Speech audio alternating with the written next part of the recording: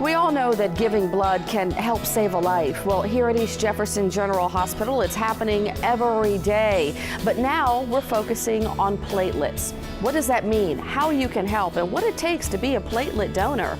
Susan Persico from the Blood Bank tells us how you can be a donor hero. East Jefferson General Hospital presents Healthy Lifestyles.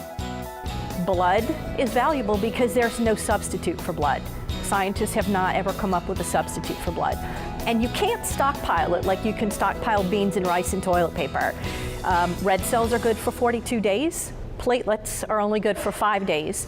And plasma is good for 1 year until you thaw it, and then it's only good for 24 hours. Each of these blood products have a different function in the body. Red cells carry oxygen to the tissues. Platelets are small cells that help blood clot, along with some of the proteins and the factors in the plasma.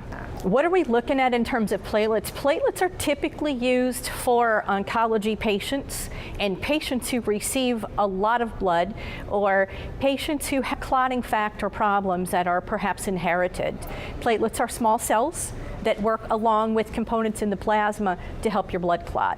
A donation of whole blood takes about 45 minutes start to finish, from interview to snack. A donation of platelets takes about between an hour and an half based on their initial platelet count, because you want to get a certain number of platelets from the donor in order to have an effective dose to give the patient that will actually help them get better. Being a donor is such a good feeling. So if you have some extra time, it's a good idea to check in at the blood bank.